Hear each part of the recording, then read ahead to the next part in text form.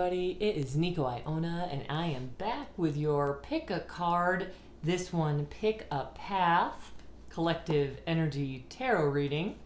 I have 3 paths to choose from, so what you're going to do is you're just going to mentally assign 3 hypothetical possible outcomes for your life, take it how it resonates.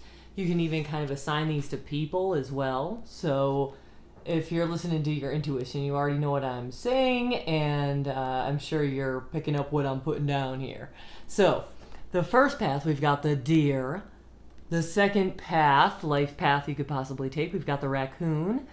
And then the third we've got the phoenix here for your third life path. I'm going to timestamp each possible outcome below, so if you want to hop around, just click on the correlating timestamp there.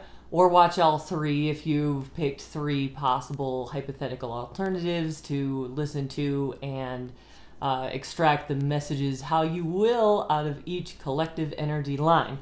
So here we go. We're going to start first off with path number 1, which is going to be the deer. So I've got a couple tarot decks here to work with. This is my new favorite and most cherished as of late, this Art Deco Art Nouveau deck. So, path number 1, the deer, if you chose the deer. So the deer is all about this gentleness, is about stepping out of the way, stepping aside, letting the wave kind of take you where it will with grace and gentleness. Here's our first card there. Oof, that kind of contradicts what I just said. It's the 5 of Wands, which is basically rivalries. So rivalries, competition. So that's what's maybe, we're trying to be gentle. We're trying to go with this path. So this path is all about stepping forward with a sense of gentleness, a sense of I accept whatever kind of comes my way here. But with the 5 of Wands, we've already got this, but I feel this strong sense of competition. So wow, what is that about? Okay, here we go. We're going to tell a little story here. Okay, so we're worried. We've got the 9 of Swords. That's the 3 a.m. card. Something's keeping you up about this with rivalries. 3 of Swords, the heartbreak card. Somebody hurt your feelings. The Death card, which was the ending to something, abrupt ending. And then we've got the 10 of Pentacles because of a financial situation. So, interesting. So this path number 1, it involves rivalries. So we walk down this path and we know we already have some difficult relationships to contend with down this particular path. We've been worrying about it. We've been brooding over it. This involves a lot of anxiety-ridden exchanges, if you will. So there's a lot of tension there and a lot of apprehension as far as how am I going to deal with this person the next time I see them. And then we've got these hurt feelings, the heartbreak card, 3 of the Swords.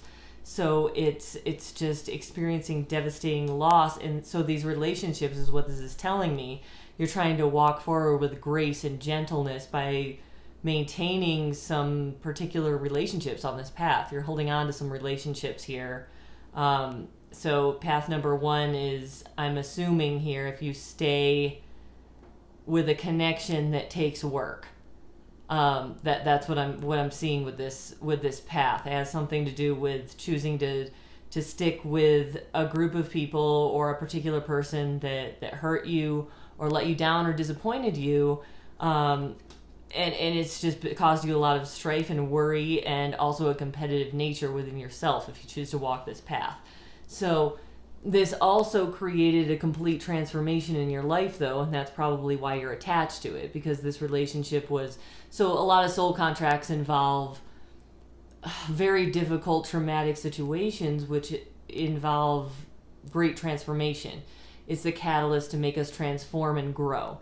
So that's why there's trauma bonding, right? So it's like stick with this connection, or is it an attachment? So I'm seeing this path as you need to understand the difference between connection and attachment, because here we go with the 10 of Pentacles to sum it all up there, this is showing me this path is mainly about attachment. It's about and you think it's going to provide you with some kind of lasting nest egg, some kind of tangible 3D. Oh my gosh, I go get to relax in the hammock in the mansion for a while if I stick with this, because surely all of this pain that I put into this connection is going to pay off tangibly, right? I don't know. I mean, not necessarily from all them swords there and that harsh wand. So I'm going to draw one chakra card. That one really stuck out. Perfect. Completion. Boom. Completion and death. Hi. Hello. That's done. You're trying to gracefully move forward and maybe hang on to something that just, it's over. That's over. This path is about completion. It's okay that you've hung on to it because you were supposed to, because that was the lesson that you needed to learn at the time. However, it's time to understand that this path is kind of null and void. That's it. You've been as gentle and as innocent as you can, but you ran into a lot of roadblocks. I would say this path isn't really worth walking, or if it's a relationship that this is representing with this deer, it's sailed its course. It's gone. It's over. That's that path. That's that path number 1. So here we go. Deer, that's path number 1. That concludes that. If you're wondering about path number 2, which is our friend the raccoon here we go with this reading. So the raccoon, this is the gangster of the animal kingdom, okay? So this is family oriented, sometimes sketchy or shady in their dealings, but also very generous, party loving, kind of a life of the party. This is sort of, I kind of correlate this with like a Guido dude a little bit. It's just, or even just somebody who is just super there for their friends and family all the time, but they're like a little bit of a jerk. So it's just kind of that aura of the mafia. We're going on with the raccoon. So this is path number 2, okay? So if you chose path number 2 and whatever that correlated in your mind there, we're going to go off on this reading. And let me mix back in all my cards. Let's get a complete deck, and let's start out with the Art Nouveau. Actually, wait a second. Let's do a change up. Okay, we're starting with the Hermetic Tarot, because this is my supercharged deck, and the raccoon just kind of called for that right now. So let's see what we got. So the raccoon, path number 2, kind of that aura of the mafia, if you will. Let's see what it's got to say. There we go. Let's get a few more, please. It's nice. Okay. Woof. All right. Wow. Okay. King of Pentacles in reverse. Queen of Cups in reverse. So we got a pretty strong masculine and feminine energy right out of the gate. So there is a balance. They're both in inverse. What I'm seeing here right off the bat is a history with unreliability and a cutoff from emotions.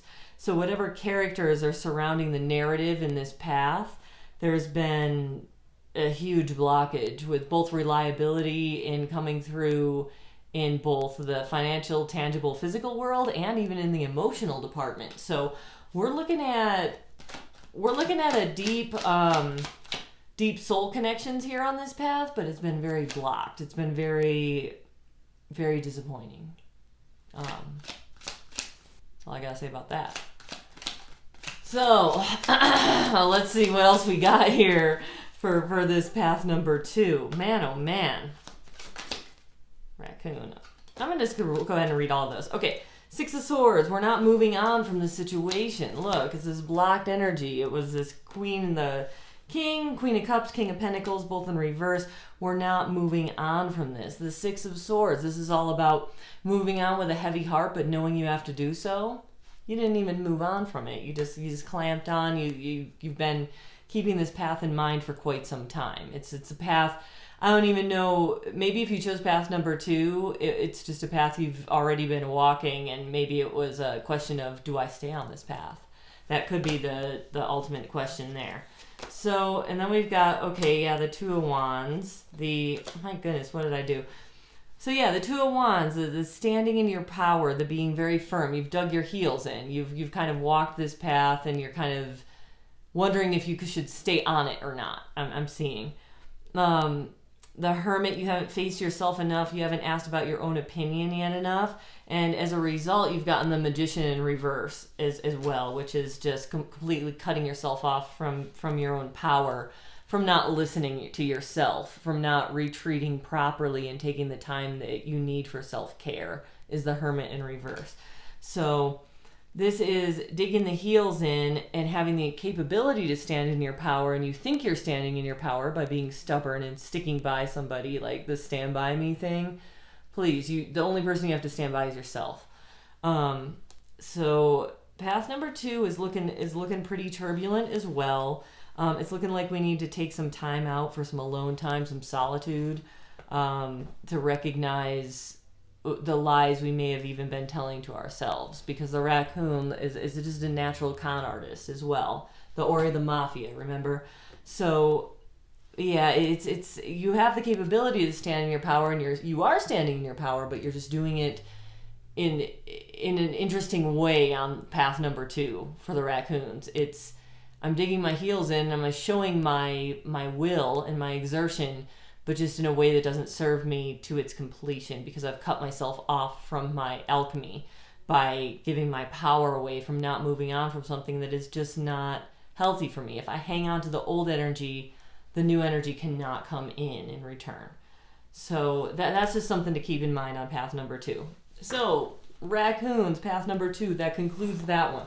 So I'm going to move on to path number 3, which was number 28, the Phoenix, who rises from its own ashes, right? So the Phoenix here, let's see what we got. All right, our Nouveau deck, let's go for the Phoenix. So the Phoenix, we've had a reinvention already. This is path number 3. If you've chosen this path, the path you've mentally assigned for the Phoenix, we've got our first card out. What's out the gate? Oh my gosh, this is the same. It's mirroring the first reading with the deer. The 9 of Swords, except it's the first one on the board here, which is that 3 a.m. card. It's been a lot of worry. So there's been a new start. There's been a transformation. There's been a burning to the ground and a restart. But there's a lot of anxiety going on right now. You're crippled with anxiety. Okay. Wow. All right. So there's been big burdens, huge, heavy burdens, a heavy load to bear in regard to anxiety from having this fresh start from this path number 3. It's like this absolute fresh start, the burn down and the restart.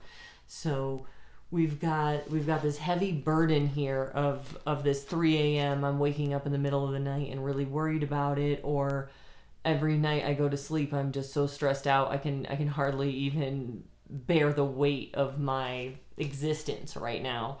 And then the 4 of Cups in reverse, it's sort of like looking back on the past with a longing, as far as like, why didn't I appreciate what I have when my life was easy, you know? And it's just it's more like, man, there's a lot of distractions here so far with path 3. But let's expand on this.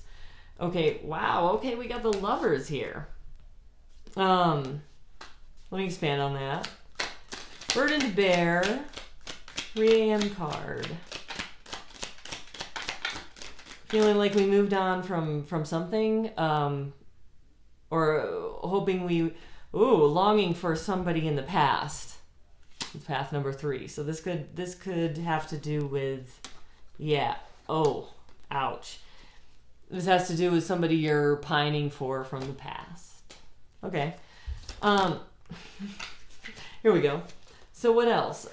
7 of Swords. There was lying, cheating, stealing, and deceit going on. And you know this. And this wasn't necessarily from you. You walked away from this path 3 that you're thinking about reapproaching again. But it's because of this very strong pull. This very strong connection here. But the 7 of Swords is saying there was a lot of lying, cheating, stealing, deceit, hidden dishonor, if you will, going on hardcore. But you're in love. So Let me just draw a chakra card here. See about the outcome of this. This is like, this path 3 is telling me you're wanting to revamp some kind of relationship with this path 3. Despondence. We've got ghosting. And we've got growth here. So it's just like, you need to start anew and put yourself in service and make yourself new again on your own, or else it's just going to be continuing to be like this despondent situation. Whatever you want is a response from this other person as far as like the rekindling of this relationship. I didn't mean for this reading to go in this direction, but it did, because it's all about burdens bearing, 3 a.m. cards. You think it's like this one who got away vibe with this whole lovers thing. And it's just like, if I go in this direction, maybe there'll be a possible revamping for me. And I'm just seeing this as just like, I don't know. It's just whatever path you chose, it's the right path to choose. But these are just the obstacles that you may face along that path. So it's just showing here that it's just like, this was despondence in the inverse position as well. So it could mean here that it's just like you need to stop not responding to your own intuition. Listen to your true intuition and suck it up. If you have to be alone, you have to be alone. I don't see this as necessarily like a rekindling of anything. Kind of looking over your shoulder is always a bad move. So it's just go forward on this path. But if this path is the one you chose, don't expect some kind of rekindling of an old relationship to happen because of it. If you're walking down it and that's the bait, then that's fine, but don't expect it to actually come true. So, sorry to be the bearer of bad news, but that's where that one went. Okay, well, I hope you enjoyed the reading, and that wraps it up for the Phoenix for path number 3. Hope everybody's doing great during these trying times. Thank you for listening. Thank you for watching. Have a good night.